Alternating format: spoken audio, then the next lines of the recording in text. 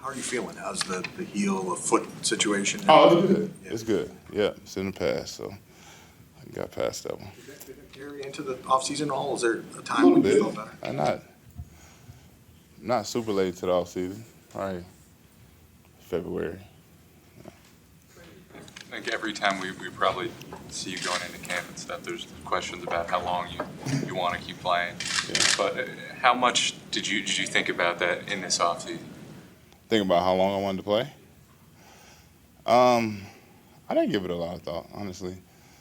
I just feel like, I do myself and my teammates a disservice if I'm looking towards the end and, I'm paid.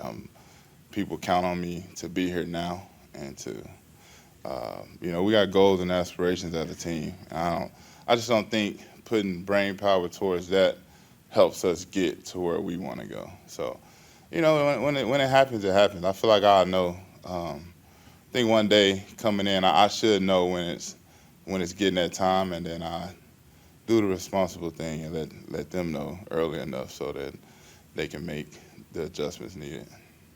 First time talking to you, obviously, since you guys have been back. Question when it comes to this being a longer off season than you guys have been used to having in the last few years. What were the pros and cons for that from you, being that you had to deal with some stuff last year, as injury, family stuff, but then able to have that time to come back? What was it for you, especially now that you're back out there with the team? Yeah, I think it was much needed. I mean, it's two extremes, right? You go from having the shortest off season to having the longest off season that you can be allowed as an NFL team. So, one thing it was very difficult to come back after, what was kind of, I think a lot of people, one of the most traumatic events you experience in sports, just losing the Super Bowl and the depression that comes behind that. And then, only having a little bit of time before it's right back to, OTAs and some workouts and trying to put something behind you that's it took me a long time.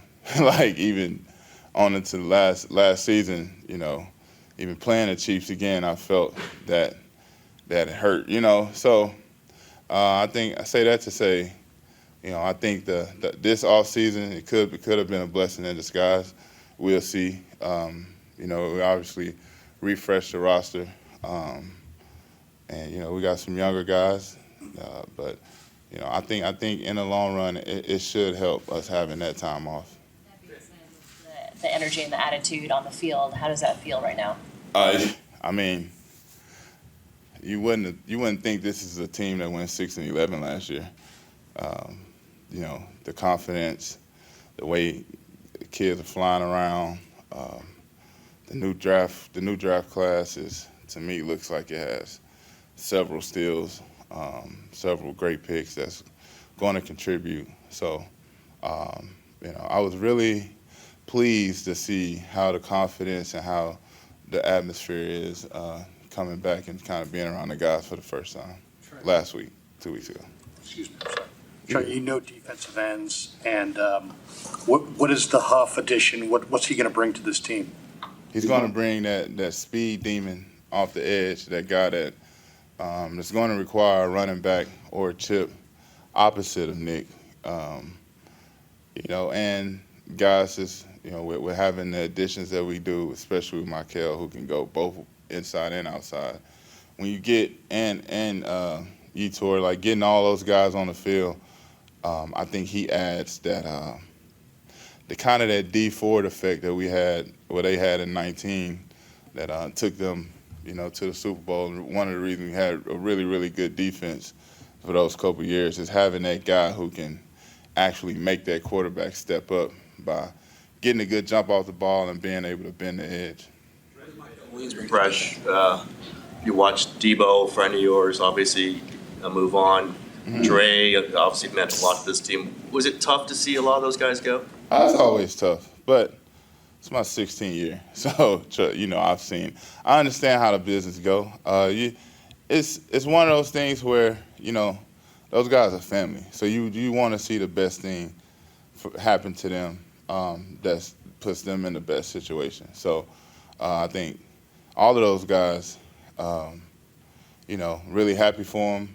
I think that they're really blessed to, like Banks get compensated, like Jalen Moore getting compensated. It's a blessing. That don't come often in this league. I think Debo found a home that he is going to flourish in. I think that's a good fit for him. It sucks to not have those guys on the daily in the locker room, and it was such a big pivotal part to our success. But it's the nature of the league, and when you got to pay some guys a fortune, some guys gotta go. That's just unfortunately the way it has. Don't have any guaranteed money after this season, I Correct. believe. Correct. Have you had talks about that? Does that concern you at all? No, it don't concern me. Like I said, I'm taking everything 1 year at a time, and I feel like if my play warrants, more guaranteed or a new deal, a new year or two on a deal or whatever, then I'm here for it. If not, then be time to sell on to the sunset. But I understand what's going on, but I'm at the point where I'm not looking. I'm just going day by day, and whatever happens is gonna happen. One of the guys that got the fortune was Brock Purdy. So what are your thoughts on him getting that deal done? Any different impressions of Brock now that he's in your tax bracket almost? Man, trust me, he one of the richest people I've met in person. So yeah. But no, for me, it's super, super fulfilling just to watch a guy like Brock. And I mean, you talk about a Cinderella story. I think this is the epitome of that. Guy from making a few $100,000 a year to making $50 million a year is astronomical, and it couldn't have happened to a better guy. He is the guy for this team. He is the guy for this franchise. This is just the tip of the iceberg. He's going to get another contract. He's going to win a lot of football games. He's that good of a player. So super, super happy to see that happen for him. I love him like a brother, so I couldn't be any happier. You sometimes invite younger offensive linemen to work out with you in this summer period. Any plans like this coming up late June, July? Yeah, well, my door is always open. Had even guys like Spence. Spence he's been with me basically for the most part this whole summer. So, the door is always open. Of course, I'm going to put it out there. But, yeah, to answer your question, I do have a few people working out with me that play on the team, not on the team. But my door is always open. I'm always looking to help to push this O-line, the game of the offensive line play forward, whether they play for the 49ers or not. What's your first impression of Michael Williams as a player and as a person? As a player, obviously, he's a mountain of a man. He's a statue.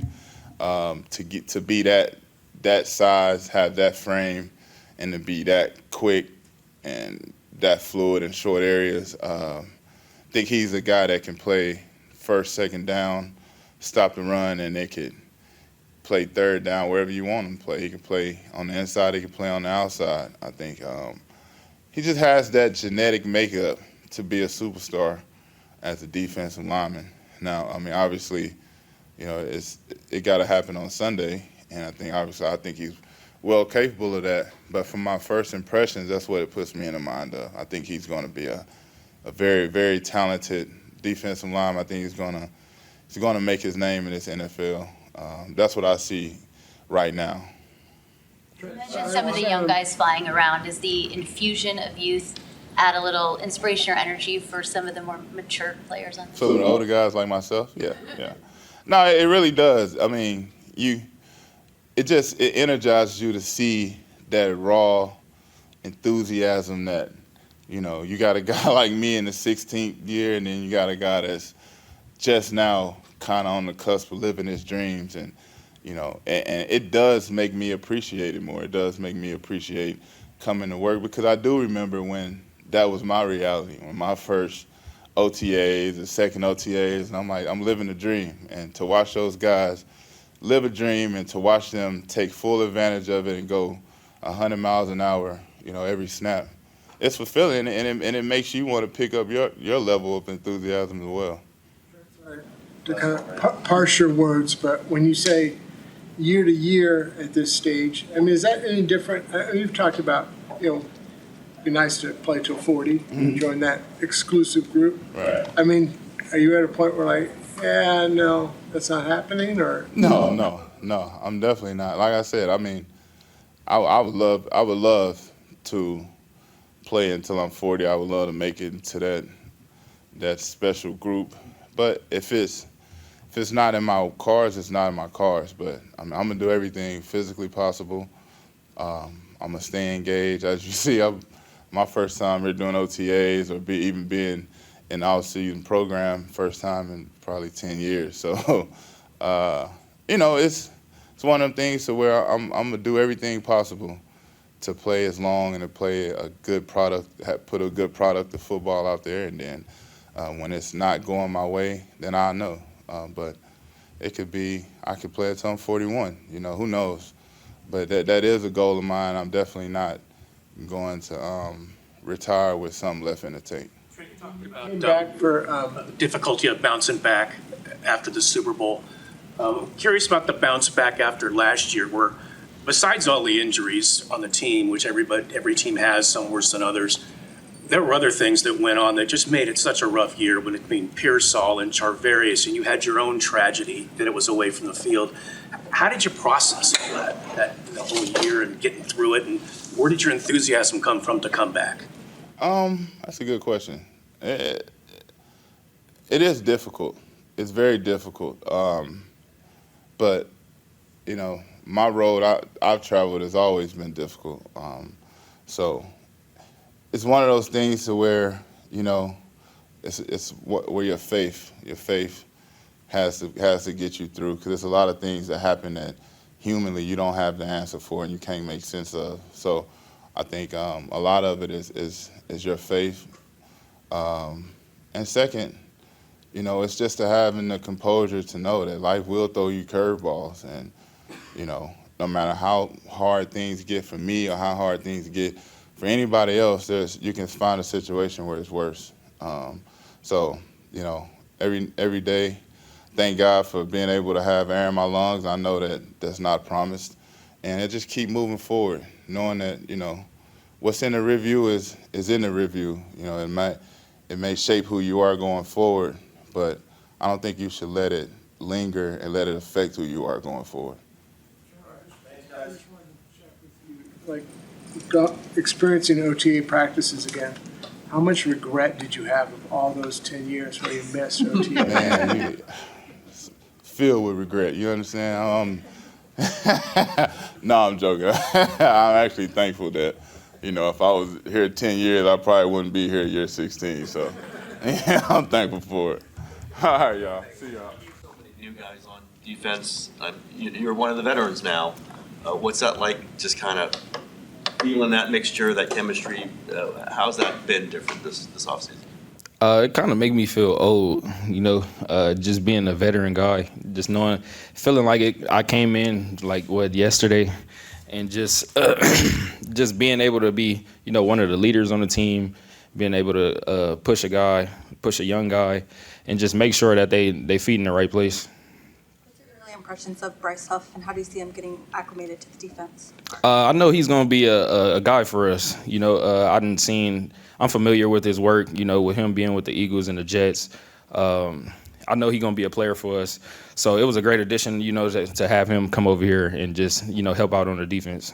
What have you seen with Bernardo in year 2 versus year 1 for him? Really the confidence. It's always, you always got eyes on you from that year 1 to year 2 jump. So with him, I think, he's built the confidence, to where he can guard anyone. When it comes to the defense, it seems like it has seemed since y'all have been out there that the energy is just great all together. But then to see Robert Saleh kind of get out there in the middle when y'all make a play, cheering, screaming, would you credit the energy level in OTAs or beyond to Robert Saleh being back, to the youth on the defensive side of the ball, a combination of all things, y'all being excited to be back now that y'all had a longer off season? What would you credit it to? I would say it's a combination of both, kind of the coaches and the players, with them believing in us. When the players come and we make the plays and they cheering for us, you know, the feeling is second to none, because you know you feel like you accomplished something that, you know, the coach has been teaching us for a month. So just being able to have Salah on the field and, you know, his energy, you know, is second to none. You guys obviously had a lot of departures on defense in the offseason, particularly in the secondary. When you look back, were you happy? Does it make it more rewarding for you to get that deal done last year, knowing that, you know, you didn't have to kind of deal with some of the questions and things that took place in the offseason? Oh yeah, I was happy that, you know, that a deal was done, because I wanted to be here for the rest of my life. So just being able to get that done and just being, you know, to be solidified and here knowing that I'm gonna be here for another 5 years, you know, it's the best feeling in the world. When those guys all leave, what you were just talking about a minute ago with the added leadership, those guys all leave, did that feel like part of the deal? Like you knew once you signed that was probably gonna have to be part of your future here? Oh yeah, for sure. You know, I never wanted to think like that, because the relationships I built with those guys is, you know, I wouldn't trade it in for nothing. But just being able, you know, to be here and to be locked in here, you know, I feel like this was the best decision for me. Obviously drafted Upton at nickel.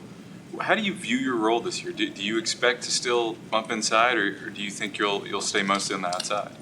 I'm kind of more wherever the coaches need me, that's where I'll play.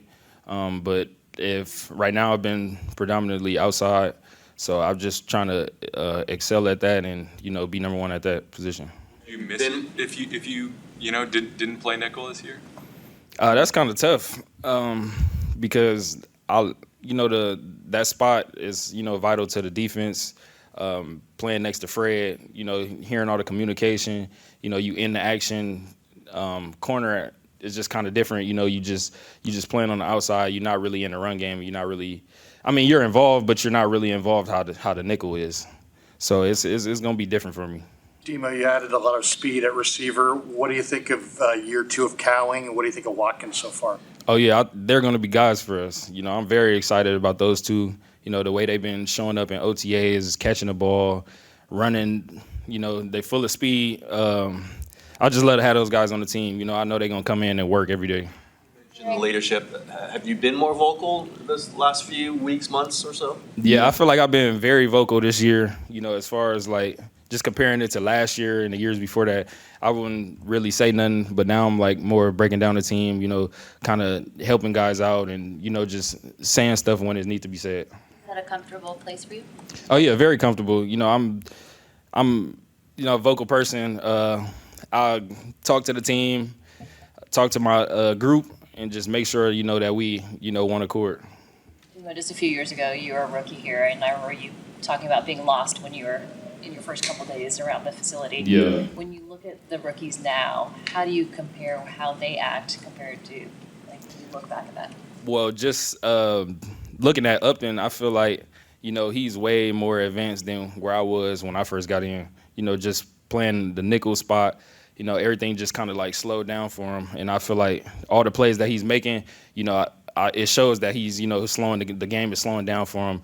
And I feel like that's a spot where, you know, that's very vital and that he's going to excel at.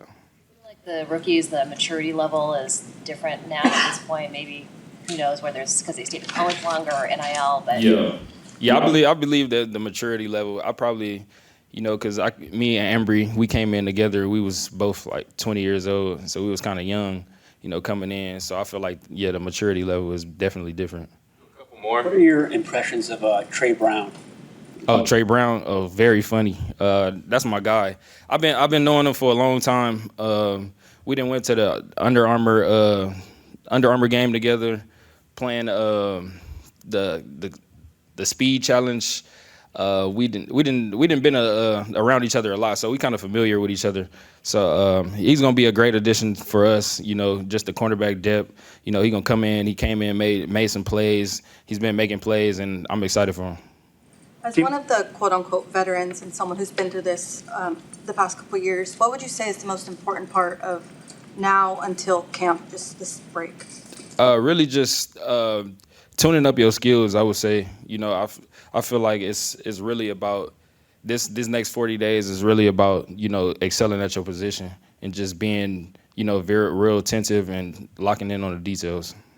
It's time sometimes for young DBs to kind of make it. Darrell Luter's got a lot of talent. What do you see with Luter? It's a big summer for him. Oh yeah, I feel like this is gonna be one of his breakout years too. Also, you know, he's a tall, long corner. You know, I was very excited when we drafted him 2 years ago. I know he's gonna be a player for us this year, and I'm expecting great things from him. Thank you.